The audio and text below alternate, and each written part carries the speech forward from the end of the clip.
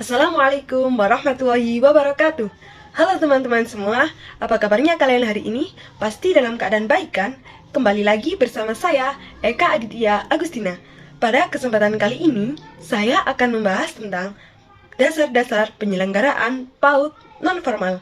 Yuk simak video selanjutnya. Nah, di sini saya akan membahas tentang yang pertama, yaitu landasan-landasan penyelenggaraan PAUD non-formal. Yang kedua, yaitu hakikat PAUD non-formal. Yang ketiga, yaitu prinsip-prinsip penyelenggaraan PAUD non-formal. Sebelum itu, saya akan menjelaskan yang pertama, yaitu landasan-landasan penyelenggaraan PAUD non-formal. Landasan-landasan penyelenggaraan PAUD non-formal dibagi menjadi tiga. Yang pertama, yaitu landasan yuridis. Yang kedua, yaitu landasan filosofis. Yang ketiga, yaitu landasan keilmuan. Di sini saya akan membahas yang pertama, yaitu landasan yuridis. Apa sih landasan yuridis itu?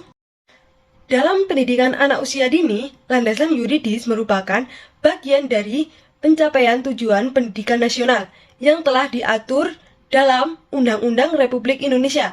Yang pertama dicantumkan pada Undang-Undang Nomor 2 Tahun 1989 tentang Sistem Pendidikan Nasional. Yang kedua, yaitu dalam pembukaan Undang-Undang Dasar 1945. Yang ketiga, yaitu dalam amandemen Undang-Undang 1945 Pasal 28C Ayat 1, setiap anak berhak mengembangkan diri melalui pemenuhan kebutuhan dasarnya. Yang keempat, yaitu Undang-Undang Nomor 23 Tahun 2002 Pasal 9 Ayat 1 tentang perlindungan anak. Yang kelima, dalam Undang-Undang Nomor 20 Tahun 2003 tentang Sistem Pendidikan Nasional Bab 1 Ayat 1 butir 14. Yang kedua, yaitu landasan filosofis. Landasan filosofis dalam pendidikan anak usia dini adalah suatu upaya untuk membantu memanusiakan manusia. Artinya, melalui proses pendidikan diharapkan terlahir manusia-manusia yang lebih baik. Anak sebagai makhluk individu dan sosial berhak mendapatkan pendidikan yang sesuai dengan kebutuhannya dan kemampuannya. Dalam pendidikan yang diberikan, diharapkan anak-anak mampu tumbuh cerdas sesuai dengan potensi yang dimilikinya. Yang ketiga, yaitu landasan keilmuan. Pendidikan anak usia dini pada dasarnya harus meliputi aspek keilmuan yang menunjang kehidupan anak terkait dengan perkembangan anak. Konsep keilmuan PAUD bersifat isomorfis, artinya kerangka keilmuan pendidikan anak usia dini yang dibangun dari interdisiplin ilmu yang merupakan gabungan dari beberapa disiplin ilmu.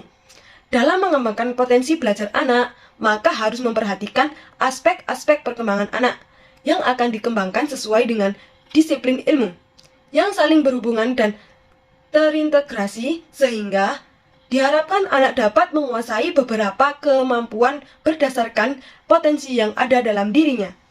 Selanjutnya, saya akan membahas tentang hakikat pendidikan anak usia dini non-formal.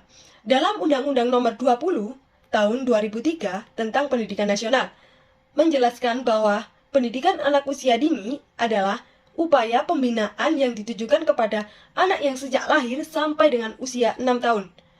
Yang dilakukan melalui pemberian rangsangan pendidikan untuk membantu pertumbuhan dan perkembangan jasmani dan rohani, agar setiap anak itu memiliki kesiapan dalam memasuki jenjang yang lebih lanjut lagi.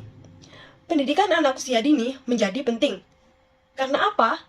Karena masa usia dini merupakan periode emas atau sering disebut dengan golden age bagi perkembangan anak dan untuk mendapatkan pendidikan. Harlock mengatakan bahwa semua anak yang baru lahir itu tidak berdaya, sehingga membutuhkan bantuan orang-orang dewasa untuk tumbuh dan berkembang, termasuk dengan belajar. Selanjutnya, ia mengatakan bahwa pentingnya pendidikan anak usia dini adalah menciptakan interaksi edukatif yang diarahkan bagi perkembangan optimal seluruh potensi yang dimiliki oleh semua anak. Yang terakhir, saya akan membahas tentang prinsip-prinsip penyelenggaraan pendidikan anak usia dini non-formal. Yang pertama yaitu non-diskriminasi. Artinya, semua anak dapat mengecap pendidikan anak usia dini tanpa membedakan suku bangsa, jenis kelamin, bahasa, agama, tingkat sosial, serta kebutuhan khusus setiap anak. Yang kedua yaitu dilakukan demi kebaikan anak. Dengan pengajaran, kurikulum yang diberikan harus sesuai dengan tingkat kemampuan kognitif, sosial emosional, konteks sosial, budaya, lingkungan sekitar anak. Yang ketiga yaitu mengakui adanya kehidupan, kelangsungan hidup, dan perkembangan yang sudah melekat pada diri setiap anak. Yang keempat yaitu penghargaan terhadap pendapat anak. Nah, keempat prinsip tersebut dapat kita simpulkan bahwa anak kita ajarkan supaya tidak boleh membedakan antara satu dengan yang lainnya, baik itu secara bahasa, suku bangsa, agama, tingkat sosial, jenis kelamin, maupun kebutuhan yang dibutuhkan setiap anak. Seperti halnya Bhinneka Tunggal Ika kita, yang berbunyi berbeda-beda tetapi tetap satu jua. Terima kasih, semoga bermanfaat ya. Assalamualaikum warahmatullahi wabarakatuh.